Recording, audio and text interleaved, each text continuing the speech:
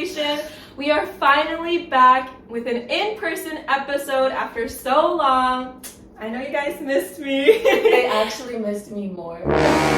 I am your co-host, Lala Namat. And I'm your co-host, Nirpati Kelpin. And today we are joined with a very, very special guest, a new Mrs. Hi, I'm Irade, imam. Oh! Change the last name, pop champagne, all that stuff. I feel like to me you're still like that same age when I first met you at the old Uyghur school when you were the receptionist. Oh my gosh. In my head, I'm still the same too, so it's okay. I haven't grown since 22. Yeah, we go way back. I've known Nirpati when she was annoying and running around crying. she's still annoying. What do you Yeah. mean? But do we want to get started? Well, recently, Irade got married, as we said before, and y'all know Zalala and I were at the wedding turning up. But it was pretty different from other Uyghur weddings, I feel like. You definitely incorporated like both Uyghur culture, but it was also pretty Americanized. So we wanted to ask you like how you planned the wedding and what made you decide what to incorporate into it. And for reference, just for those who weren't at this amazing wedding, there's a lot of aspects with like American culture. Like you kind of walked up, we kind of had like that reception that a lot of American weddings have, where the bride and groom walks up past all the guests sitting in rows. So that was something that we had never seen before in Uyghur weddings especially. So that was very cool to see. And then obviously within the actual like party itself, there were so many Uyghur traditions. I think it's really a lot about like what you see growing up. So for me, like majority of the weddings I've been to, even though I grew up in America, was that there was a lot of Uyghur traditions that I saw growing up that I of course wanted, you like have like a soft spot for all of them. Yeah. At the same time, I watched way too many rom-coms. It was a way to try to incorporate both like the walking down the aisle and having like everybody look at you and your closest friends stand next to you. But at the same time, you couldn't miss out like the kız ilish, for example. Like I love that we have a tradition of like the guys coming in with music and like, trying to push the door open. And so we just wanted to make sure that we had all of that kind of incorporated. Planning wise, it was really just sitting down and being like, this is our schedule and this is how we want to run it. And so it was kind of just trying to mix and match all of them, but we ended up doing the nikah beforehand, and then instead of the ceremony that we do during the reception is the yüzücüş, where they lift the veil of the bride. We did that during this traditional American ceremony instead to kind of incorporate everything in. And it was really just about having everything that we grew up with. And he grew up in, Vatan, so he had certain like Vatan things that he wanted to incorporate, but those are essentially. Just start where you were saying he's not from here. Oh yeah. He's foreign. He's a fob. He's a fob. Wasn't it the first episode when Lana was like, one of us needs to be not as fob as the other. So shout out to my hubby, but he's not super fobby. I think he's not super fob, even though he came here when he was 18, so he's been here for like 10 plus years. So it's been long enough that he's interacted with America enough that he's fairly like non-fob. Guys, there's nothing wrong with fobs. Yeah, nothing wrong with fobs. That's all I I was didn't trying say to there was say. anything wrong with fobs. I'm gonna throw Lala under the bus and say that it was all her. So Guys, she's she's gonna lying. be watching this. But I will say for the longest time, like not that I thought that there was something wrong with fobs, but I didn't think that like people who grew up in America could really get along with someone in Vatan. And I realized that's like a really backwards kind of like very small-minded thinking, because at the same time, we're all human and we all exist in this world, and there's people in America that grow up very differently and people in Vatan that grow up very differently. Like there's just, you can have the best of both worlds, and it doesn't, The best of both worlds. Hannah Montana. Yeah. I love Bachelor when I was younger. I don't know. What were we saying? Oh, go ahead, sorry.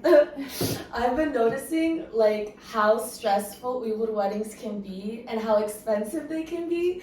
Like one of my cousins, she got married, and I was obviously helping out. I was one of the family members, and Uyghur weddings are so complicated, low key. Like there was like the chit, there was the chay.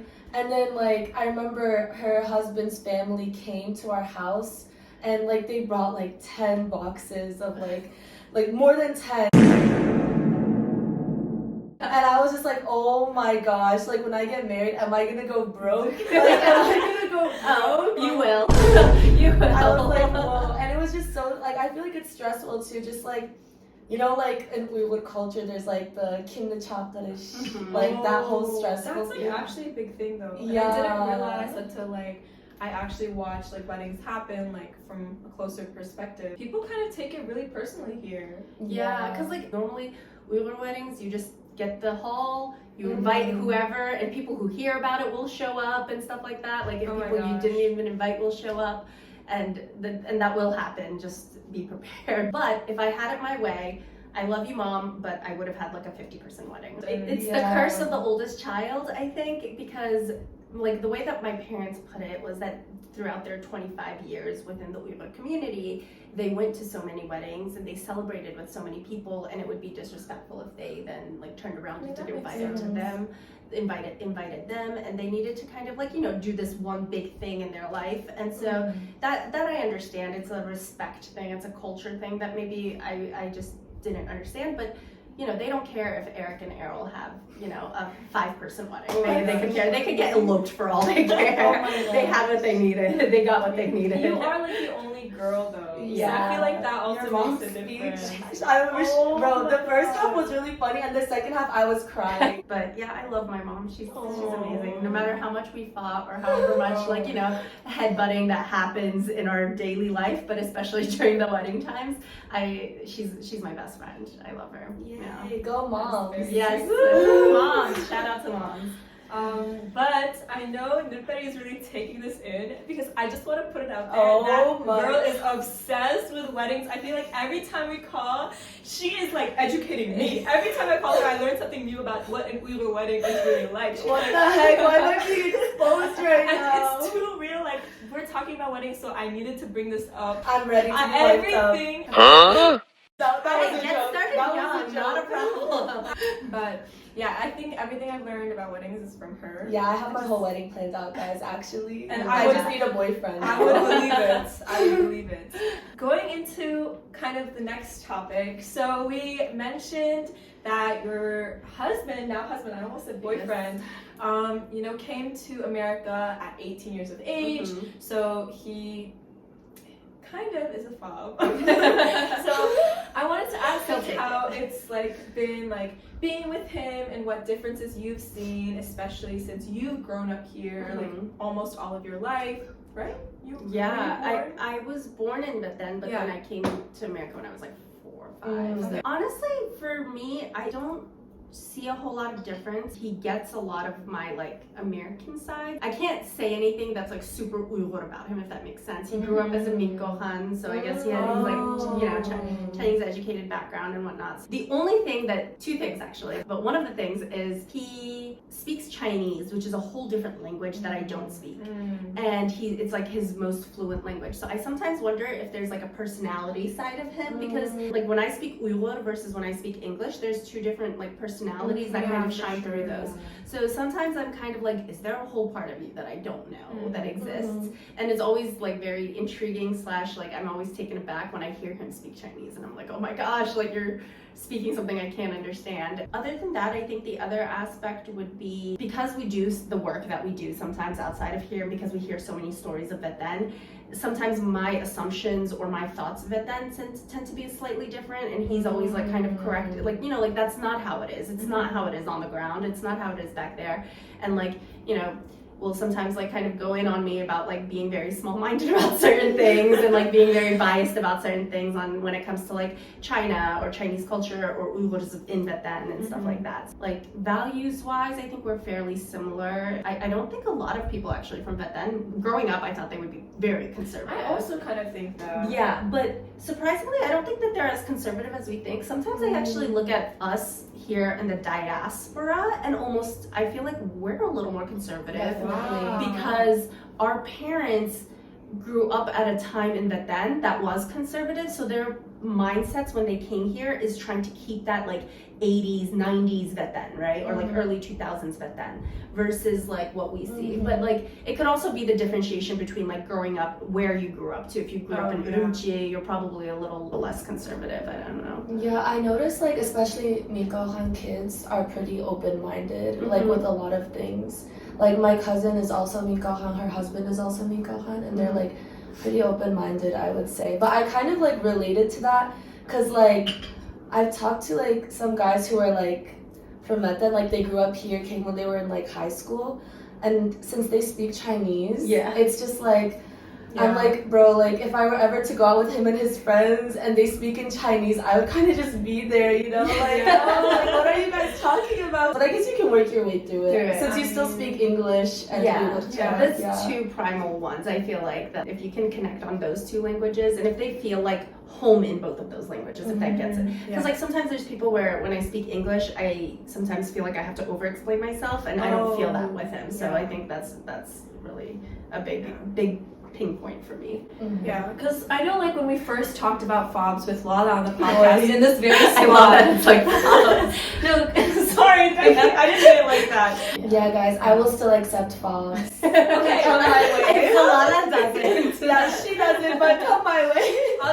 I'll just leave. But yeah, my parents actually used Chinese to talk to each other in front of us in secret. Same. My whole family used to do that when I was little. They would talk about like different things that I'm like too little to know about. They would just start speaking Chinese, and I would be like, wow, y'all really leaving me out. So to get revenge, I started learning Chinese too. We've decided we need to learn like a fourth, like I guess for him, fourth, me, a third language where we're both fluent so we can communicate, because you can't go anywhere in Fairfax without running into another person, and they'll know exactly what you're saying. So it's like we need to be able to, you know, talk about things, just the two of us. Who are you trying to gossip about? Everybody. They have their own little couple talk that they need to do. Or like in front of my parents, you know? The in-laws, they'll understand more languages than I understand. So. Oh my gosh, I'm so sorry. No, it's okay.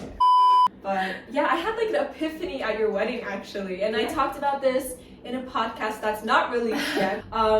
About like going up there and dancing. I know a lot of our generation, because we grew up in America, we're not really used to like Uyghur usul and like going up there on the dance floor all the time as much as maybe people who grew up in Bethlehem.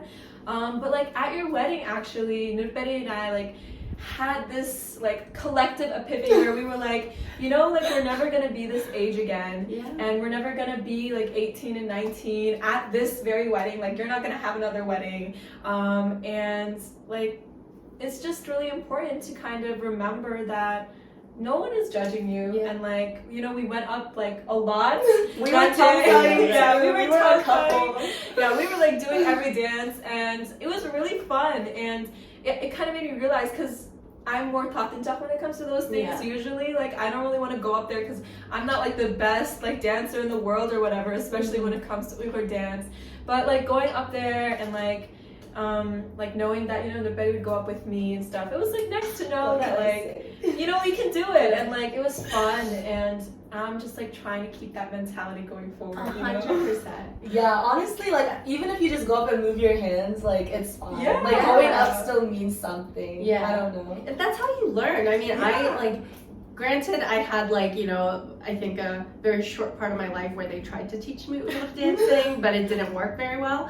But that's where you learn. I asked my mom, I was like, I don't know how to tansa, I don't know how to do this. How do you know? Like, did you take classes? Like, did your generation just take like all these like lessons and you guys know how? And she said, no, it's like through these like oturuşlar that they used to have when they were young, like around your guys' ages. And they would just like, you know, learn from like just practicing and doing it with each other. And so I think like we just need to, like you guys, like, have that confidence of like, hey, if I don't know what I'm doing, whatever, I'll just go up and try. Yeah, I feel like from what I've heard from my parents as well, like the dance culture back home is definitely very different from here. Like I think I also said this before in another episode, but like back home it was really normalized, like at weddings or events, for guys to just go up to girls, even for usul or tangsa. Like it didn't mean anything. Like if you want to ask someone, you just ask someone, you dance, and then, you know, you just meet new people.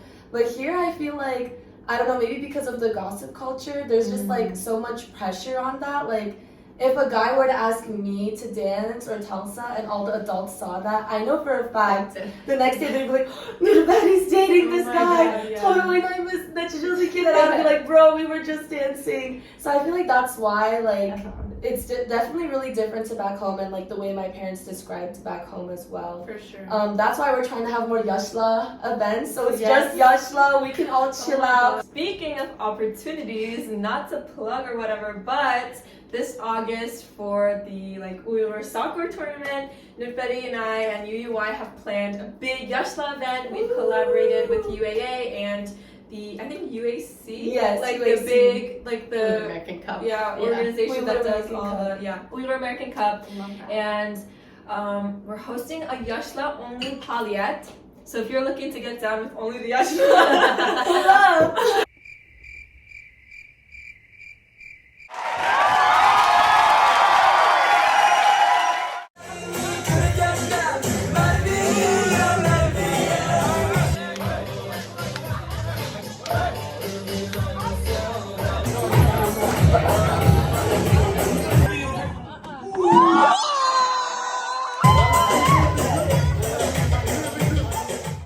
we have an age limit or like an age range, so we don't have like really old creepers or anything, or like 18 to 30, guys. But not saying that everyone over 30 is a creepo. But there are definitely people out there in the Uyghur community that are creepos. We're trying to avoid any conflicts. Yeah. But yeah, so we're hoping we can do that. But we were inspired by your wedding. We were like, because there was like a lot of, I think at one point we had like a lot of like party music and everybody was getting down and like having a lot of fun. I think it was like the first time where everybody was on the dance floor, like all the ashla, no matter like whether they were kind of tatanjah or not. And I think that was really nice. And I think like in that moment a lot of people forgot that so many chongla were there. Like the yashla and like everybody, which was kind of nice. And it was like nice to see everyone having fun like freely and everything. So we were like, we kind of want to do that. I love that. I really think it's because you guys said you guys are doing it with UAC too. So back when UAC didn't exist and when it was like a much smaller community, we did have like with like the I think it makes me happy that you guys said that my wedding was like that kind of opportunity for you, because then now you guys are going to create that for this next generation of people that are younger than you, and it just that's how it continues, right? Like it has to like. One day, like, Nurana will be dancing at your wedding, and, she'll be like, oh, this is what I want to do. I want to create this kind of environment. Next thing you know, like, Nurana and that whole age group are just going to have a party, and, they'll be organizing this. And we'll be married. And you guys will be the old ones that they're not letting in because you're above the age limit. Oh my gosh, Oh my the God. younger generation got it in them though. Yeah, I believe it. No, Zalala and I Let me- were talking about it. It's so crazy. The generation right under like Nubedi Nai's generation, they're like Wild. cracked. They're all cracked. We wear this now called ula not kali, like what? They're like all like intermingling. They got boyfriends. They got girlfriends. They're like making wedding plans, like serious wedding plans. They're telling their not just me parents. guys. Oh yeah, they share who they have a crush on, all that stuff. I've seen that. Yeah, I know about Ariel's tea. Yeah. Me too. Everybody knows about Bro, Adults he too. got permission from the older brother too. He's ready, bro. Wait, what? From Wow, yeah, like it's just so insane. There's like people like who are like 14 doing long distance across the California and Virginia, guys. You know what it is? It's that our parents and like the generation slightly older than us sees the struggle of like, young Uyghur dating struggle, that like they're starting them young. And they're like, let me get you Way too young. Way too young. No, way too young. Oh my god. Because my sister will come back from school and she'll be like, you will never believe. She'll be like, this girl has a crush on this guy, but this guy doesn't have a crush on her. And like, she'll be telling me all of this stuff, and I'll be like, man, like, I wish I was living your life right now. Like, Real Housewives of, 5th grade. It's okay, Zalala. Good things come to those who wait. So I've been watching a lot on Netflix of Indian matchmaking, Jewish oh my god, matchmaking. Indian matchmaking. Why Oh don't my we gosh. have profiles? No, you know what my friends say? I always try to set my Uyghur friends up with different guys, and there's that one show, something from Mumbai. What's it called? it's this girl's name from Mumbai, and they're like, we need to do a Nurperi from Fairfax. She designed me trying to matchmake everyone. I'm like, oh, you should like But it's never good. No, that's not true. I actually have set it up some people. I'm not saying names. Just say it. I'll leave it out. No. That's what I thought. It's because it's not true. It is true. It's not true. Confidential information here, guys. If you were such a great matchmaker, you would be airing it out. You'd be like, I made that couple. No, I have to do it on the low, and then when they get married, I'll get the credits. That's when it will be revealed. Oh yeah, you have to wait until it happens. Yeah, in the until marriage, it and if that actually break works up, out. it'll be on me, you know, and I'll be like, oops, didn't know about that. We got me and my husband got match made. By who? Yeah, by a friend of like both of ours. So yeah, shout out to our boy Iksan. So yeah. Was he at the wedding? He was one of the groomsmen. Oh, nice. Wait, so tell us, like, how did you guys meet? Oh, Everything. my Now that we're on this God. topic, like, I'm you did- invested now. You have mentioned to us before that, like, you never thought, because you grew up here and everything, that you'd end up with, like, a good Uyghur guy. Yeah. So, like, tell us everything. When do I take you back to? When I was 4.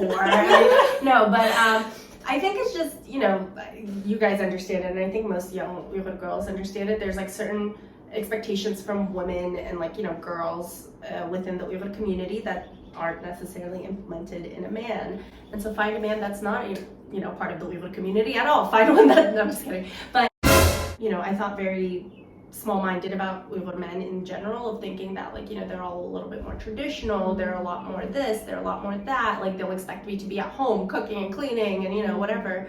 And just these like certain expectations that, you know, we see from the generation above and stuff like that. And I was like, that's not what I want at all. And the way that I met my husband was particularly because I'm 26 years old and I'm complaining about the lack of good Uyghur men out there. And my friend's boyfriend at that time was saying, like, you know, like, I have a friend, and we're like, yeah, what? Like, you want to introduce? I know your friends, like, you know, no. And he was essentially like, no, there's this one guy, and mentioned someone all the way from California, and I'm like, yeah, right, like, that's not possible, but whatever, like, you know, we check out his Instagram, me and my friend, and we're like, you know, laughing about it, we're like, well, a follow won't hurt, like, what's a follow gonna do? This is, you know, it's whatever, he's all the way in California, and that's why I think it, like, kind of happens when you don't intend it, it tends to happen, and so I followed him, and he claims that I liked like a whole bunch of his pictures. I swear I only liked like 2 or 3 pictures of his dog, but he'll tell you differently. But yeah, after that, he slid into my DMs on one of my stories. That's a classic DM. The classic DM slide. Hey, what's your snap? He Don't sent hold me. you guys our age to do that. I'm sorry. What? What's your snap? At one point we had Snapchat too, Betty. I'm not trying to make her seem old. No, I mean, it's more mature of a guy to be like, what's your number? That Not is your true. snap. And so that's how, so we talked on Instagram for like a whole day nonstop. What really got me was he sent me office memes. It's stupid, but it's my thing now. So I was like, oh, okay, like his sense of humor is okay. And then we went back and forth with it. And then he was like, hey, I'm about to head to the store, so my hands aren't free to text. Let me give you a call. What's your number? And what a real man right there. And so I give him my number because the conversation's going fine. And we spent the first week, I think, talking almost like morning till night, like nonstop. We're working, it's COVID, it's the beginning of COVID.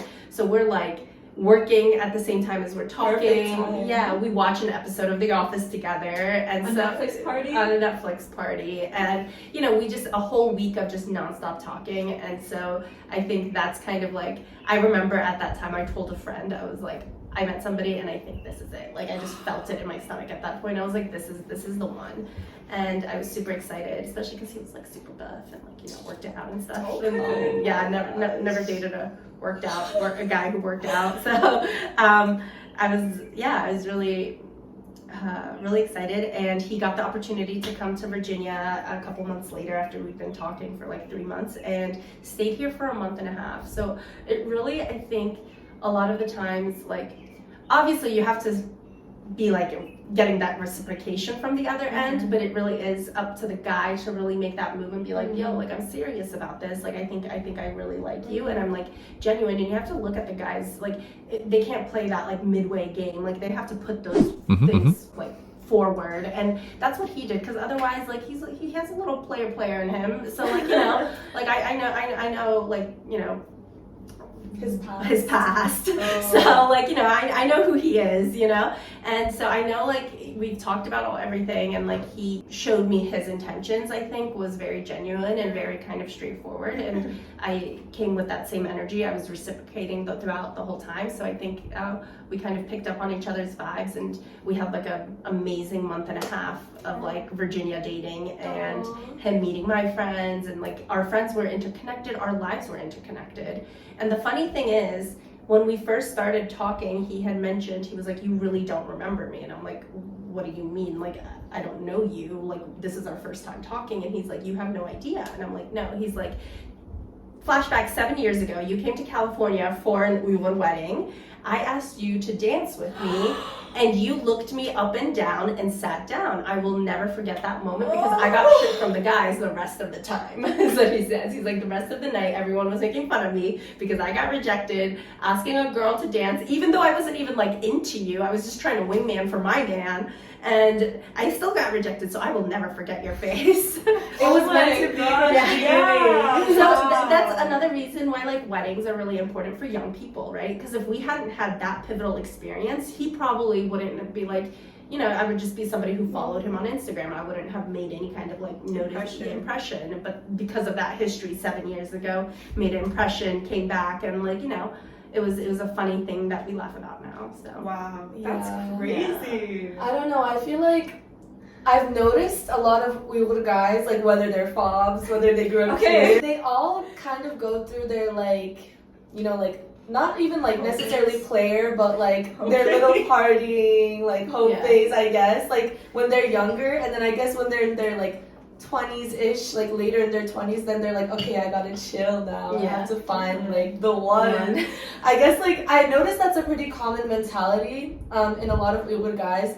But yeah, I guess at the end of the day, like, it shows, like, as long as they show how much they care and, like, the amount of commitment they're putting in, then I don't know. I feel like at the stage we're at now, like, we're kind of, like, for the guys around us, we're kind of maybe, like, waiting on that stage to end, but, like, also at the same time, I feel like we shouldn't have to wait, because there's obviously this unrealistic, we always talk about this, it always gets brought up, but, like, there's this unrealistic expectations for Uyghur women and Uyghur girls that Uyghur guys don't have. So, like, when it comes to things like this, like, it's weird that, like, there's this kind of expectation that we have to, like, wait and, like, wait it out, or, like, maybe, like, I don't know, in some cases, just, like, ignore it. Obviously, Ildan Nakash is an amazing guy, and I'm so happy that you ended up with someone who, like, you know, matches you so well, and we hope that we can find someone like that in the future. But, I mean, we're still Yeah, we're chilling. no, I think, like, I there's people your age too that I've seen, like, you know, get serious and get married and fairly young, like, way younger than I would have thought. No, I know some, like, 23, 24-year-olds who are, so maybe slightly older than you guys, but, like, you know, like, just, like, that age that's coming up for you guys, and maybe settling down in a serious relationship and like that. I think it's totally doable. But the one thing that I will say is, like, when it comes to Uyghur guys, I don't think that they should mess around, especially with our Uyghur women particularly, because they should also understand the expectations that are put on us, and they should sympathize, right? Like, an Uyghur guy dating, like, 10 girls is very different than an Uyghur girl going out and dating 10 guys. And I think that Uyghur guys, on their perspective, they should respect that. Like, that's what naturally, like, unfortunately, like, we should try to change that dialogue, but, like, the Uyghur guys should be able to respect that and not treat just any girl, but, like, particularly our Uyghur girls in that way. I feel like they need to understand how much impact it has on us. So, like I said, like, I was always the awkward, like, fifth wheel, and my two best friends in their long-term relationships, I'm always like, hey, and I'm the first one to get married between us, so it works out, like, when you least expect it, I really think. So, and you guys are young, you guys have so much growing to do, figuring yourselves out. You'll be completely different people in, like, 5 years. Yeah, one thing I like about the Uyghur culture, though, is, like, there's also a lot of respect for girls as well at the same time. Like, my dad told me about this, and, like, I've heard it a lot, but, like, in Uyghur culture, I know in American culture, to be honest, it's really normal for, like, a couple to date for a really long period of time. But like in Uyghur culture, there's that saying that like you need to respect a girl and like, you know, like wipe her up, like don't like keep her around for too long, and like I feel like just it also correlates with Islam, but there's just like a lot of respect for the girl, which is one thing I like about the Uyghur culture. Like I always see these celebrity news about like couples dating for like 10 years and the guy never puts a ring on it. And then they break up because he cheats or something. But like in Uyghur culture, it's like even the parents are like, well, I'm like, you can't keep on just like keeping her around like this. That's like really disrespectful. So that's one thing that I like. That's true. At the same time, we do respect girls really well, I would say. Yeah. Like especially mothers like are very, very like respected in our community, and like, you know, like your mom, like my parents call her like Surya Khanim, like Surya Animiz, like, you know, because irade she actually helped Surya Bash like found the Uyghur school in the Virginia area, so you know we have a celebrity amongst us, but so like I really like the idea that like mothers are very respected in Uyghur community at least. 100%. I think there's a lot of love for Uyghur women, and I think we see it more and more as time goes on because we have so many amazing Uyghur women coming up, you know. Yes, amazing Uyghur women. No, honestly though, you guys should see yourselves as that way too. Like I talk to a lot of my friends and we're like, I wish when I was in college I had half the guts and the mindset that you two have, because do you guys watch? Yeah, we watch. Fans, big fans. We're fangirl. I hope that this continues because I think it really kind of can help bridge a gap between people who continue to come from Bethlehem or different areas of the world and people who are growing up here. But as someone like talking about different parts of the world, as someone who lived in Virginia and California for a long time, what were like the differences that you feel like you experienced? If you live in California, 100% recommend live in Orange County.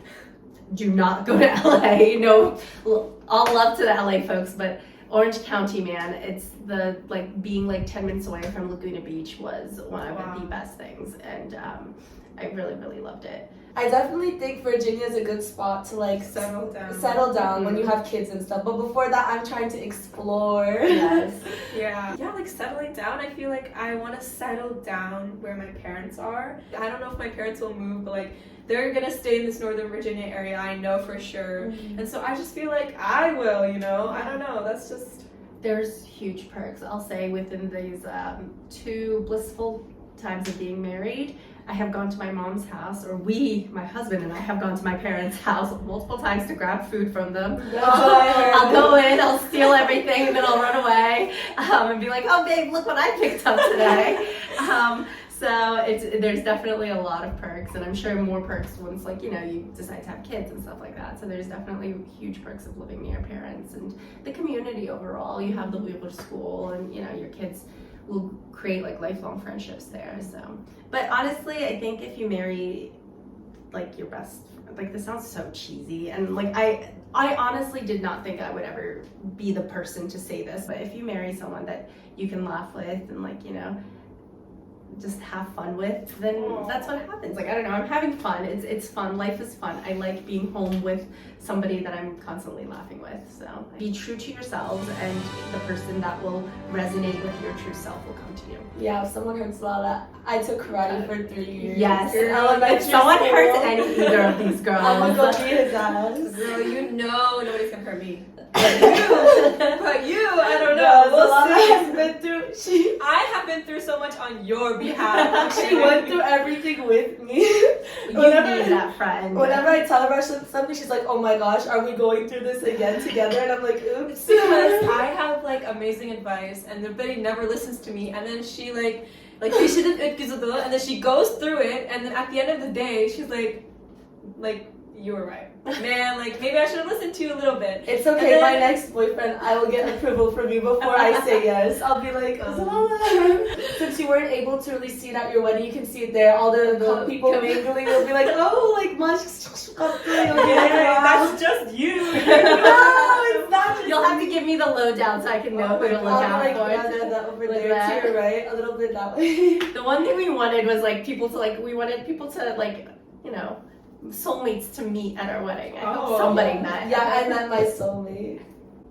Okay, well,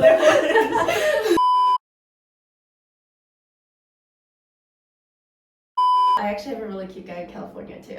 What's for his name? You guys to talk I to know about him. him. I know him. You know I think. him? I think. Okay. I think you talked anyways. to both of them. Does it start with Yeah. Okay. You brought- I'll bleep it out. I'll look at that. Blink Okay. at that. Literally, he'll hate me. He'll be so mad at me. I love that kid though. Okay. Anyways, tell us the tea about this guy. No, I don't have any like TT. I don't think he's ever had like a real like Uyghur relationship as far as I know. Bro, I've seen his Instagram. He's a typical frat boy. I would say like I've been telling this to like, and I don't know if that's gonna be like, you know, we could bleep all of this out, right? Like I don't know if that's gonna be like weird for you, but like they're very similar. Mejazleri tarafından, like very like yes, they're like very like umah briyaları. Does that make sense? Like very like küçük balık erkekler başlar. No comment because he's my ex. not he like is very like straightforward when it comes to it, but like also like he likes to party, he likes to have fun, I won't lie, but he's not a frat boy, if that makes sense. Like love fun, but very frat boy. Even I saw him a while ago. Like I love the kid, I've seen him growing up and stuff like that, but like when he talked to me and he's like, yo, what's up? Like, you know, like he's like doing this and I'm like, who are you talking? Like I'm your head daddy, yeah. No, I have tea. He thought like a couple of my friends were cute, right? And whenever like we were at a wedding, he would text me and be like, yo, like who's that girl across from you? And I'd be like, bro, I don't know her. And she's like, ask the girl sitting next to her, you know what I mean? Like, and then last year, like a couple of the girls that he thought were cute are my good friends. Yeah. And then summer, I was in New York City with my school friends, and then I posted like some pictures, and he slid up and he was like, oh, like, you want to get some coffee? I would love to talk about anything with you. And I was just like, what the heck? And I was just like, I'll like, okay, and then I never responded. No, like, same. And like I've literally never even talked to him, and he knows we're all good friends. And like then the people he said were cute to her, and then he hit her up, and then he heard. He knows that you guys talk, right? Like he knows, but he knows we're friends, like 100%. Because we post each other and stuff, but he'll like slide up to my shit, and it's like come on, I don't know. You know, the last thing you want is like, you know, a homie hopper, and you know they say that with girls too, but like guys as well. Like you don't want a guy who's literally been like hitting on all of your friends, and then all of a sudden, like if you actually develop something with him, then it's kind of weird, right? Like where it's like, I mean, to be honest though, like the options here are kind of limited. So if he was like genuinely interested in like one of us, and like he just like consistently talked to that girl, that's a different situation. Like, you know what I mean? But like him just being all over the place is too much. Cause like here, like I feel like it's bound to happen. Low key, like I mean, I guess, someone but like that there's dated, boundaries. Yeah. Like, he was like, I feel like overstepping a boundary. That's why we were all talking. Especially about with me, cause like he told me that one of my friends is cute, and he also is close friends with my ex. Like it was kind of both sides. Very awkward situation for me. For you guys, it's different. I mean, I don't know. I don't know. Yeah. It was just like. But the interesting thing I watched on one of your guys' actually podcast was like somebody was saying something about like how guys wouldn't date a girl who had dated one of their close friends, and then like with girls like it's slightly different where like, you know, like I'm okay if you had a relationship with somebody and it was like, you know, respectful or something, you know, like whatever it is. My closest friends' boyfriends or guys that they've been interested in, I have never found interest in them. Like I did just automatically. I wouldn't either. Yeah, I don't know why. Like it's like only a few of my like if like no. I meant like to be straight up. Like I would only feel that way about like my closest friends. So like Zalala, like Lala, Chobluk, like those friends.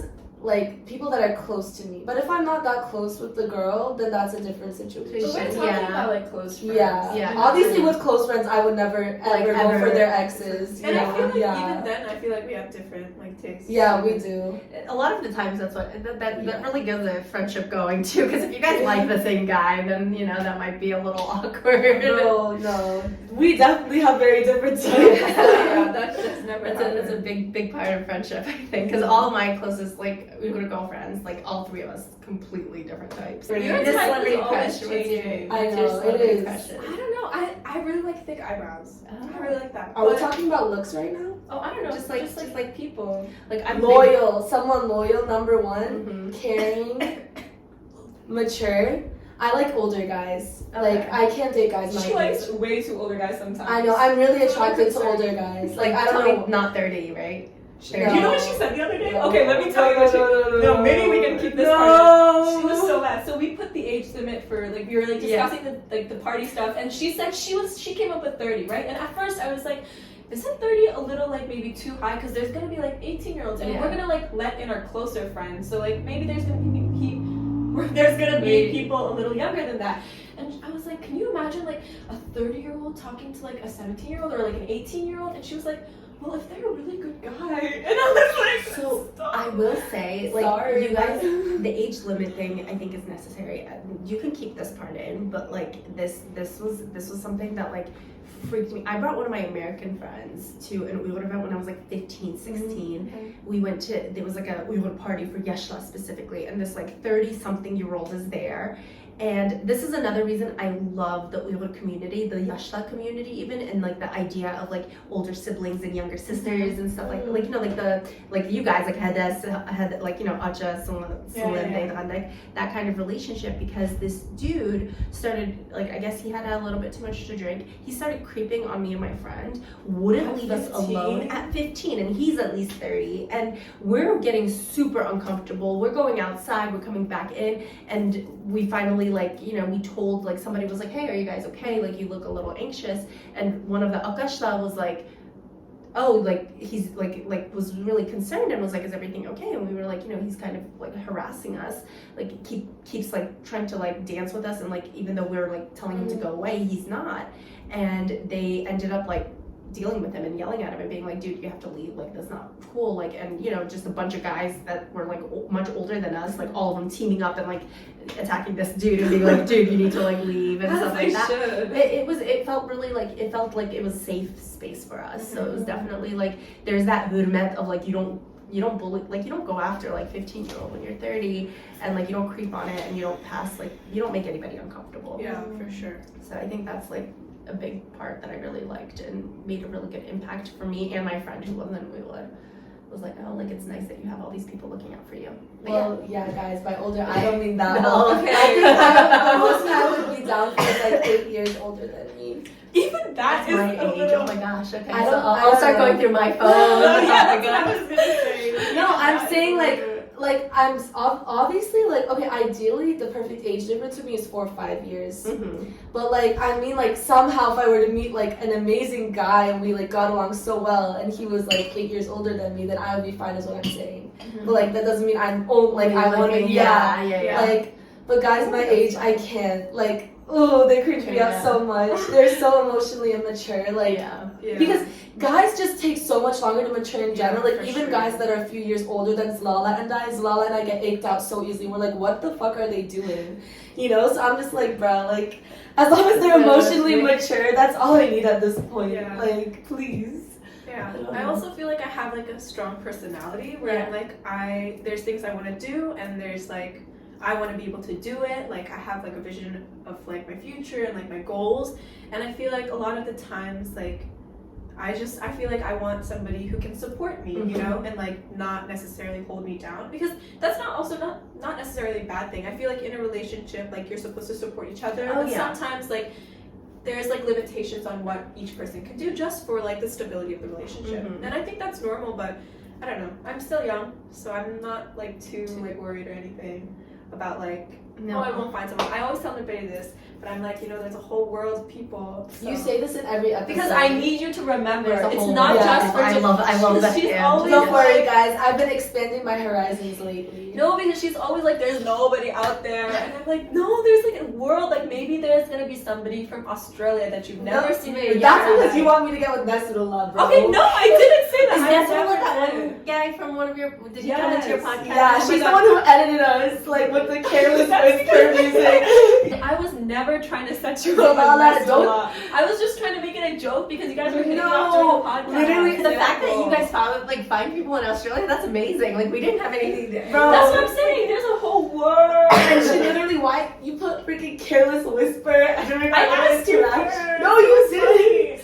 I showed you first. Yeah, Yeah, I mean, you were laughing so much, so I was like, okay, just do whatever you want. I was like, I love that. But yeah, But there's yeah. a whole world. Australia was a bad example. I'm sorry. Yeah, Okay, because let's say literally like literally. who? Okay, But, like, England. they be with the England. kangaroos. Oh yeah, England has like big, Yeah. like Germany. Germany, Yeah. Canada. They need to do other youth Technically, events I in have a Germany and husband stuff. in Germany, guys. What? They call me their killing. Technically. Girl. Dude, those never work out. Yeah. I had a couple of people call me. You know, Yeah. yeah. Everywhere he's like, oh, me no killing. Oh And, my when, god. and his son came to the U.S. like years back, and like Is My- he cute? I forgot what he Yes, looks Tara. like.